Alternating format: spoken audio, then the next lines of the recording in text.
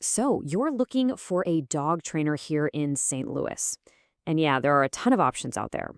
We're going to break it all down today into a really simple, clear guide to help you find the absolute best fit for you and your dog. You know that picture you have in your head, right? Just a nice, calm walk through Tower Grove Park, or maybe you're hanging out on a brewery patio and your dog is just chilling out right beside you.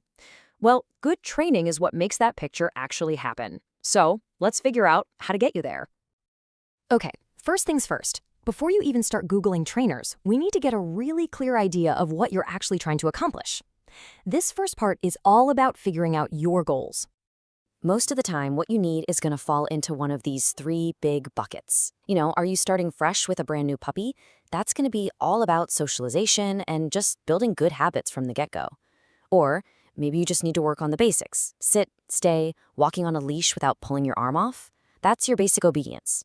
And then, if you're dealing with some bigger stuff like fear or barking at every dog you see, you're really looking for behavior modification. Nailing down your main goal is, well, it's step one. Next up, where is this all going to happen? In-home training is awesome because the trainer comes to you and works on problems right where they happen, like your dog going nuts when the doorbell rings or pulling you down your specific block. But on the other hand, group classes are perfect for learning how to focus with other dogs and people around, which is a huge skill if you ever want to go to a busy place like a farmer's market. So, now you know what you need and have an idea of where you'd like to do it, let's talk about the next part, which is how to actually find and pick the right person for the job. This is a really crucial place to start. You want to look for trainers who use what's called positive reinforcement. All that means is they focus on rewarding the behaviors you want to see. It's all about building your dog's confidence and making your relationship stronger. It just works, and you don't have to use any fear or intimidation tactics. To keep this from feeling overwhelming, just think of it as a simple three-step process. First, like we just said, make sure they use positive methods. Second, check for their credentials. And third, you'll set up a little chat to make sure you click. That's it. You're going to see a bunch of letters after a trainer's name, and they can actually tell you a lot. For general training and obedience, something like a CPDTK or KPA CTP tells you they have a solid foundation of knowledge.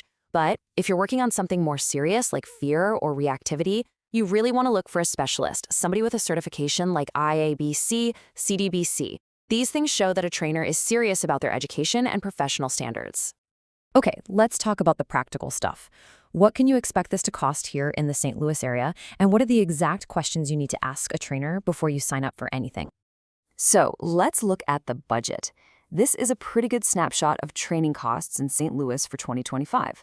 As you can see, group classes are a pretty affordable way to get started. But as you get into the more one-on-one services, like private lessons, or those really intensive board and train programs, the cost, well, it goes up quite a bit. This should help you figure out what's realistic for your goals and your wallet. And to zoom in on that a little bit, if you're thinking about a private lesson, maybe to fix one specific thing, like pulling on the leash just on your street, this is the ballpark you're looking at per session. Yeah, it's more than a group class, but you're paying for that totally focused one-on-one help. It's a really good number to keep in mind when you're comparing trainers. That first conversation you have with a trainer is so important. This is your chance to ask them directly about their methods, their background, and how they're going to tailor the training for your dog. You also want to know how you'll both track progress and what you need to be doing between your sessions. A good trainer will be totally open and happy to answer all of this. All right, so you've picked your trainer, you've started the work. The next big step is taking all those new skills out into the real world. And lucky for us, St. Louis has some amazing places to go practice. Here are just a few great local spots. The dog parks at Forest Park or Wilmore are perfect for working on recall in a safe, fenced area.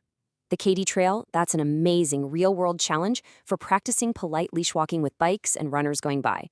And Creve Coeur Lake is great for working on focus when there are tons of distractions, like geese and other families everywhere.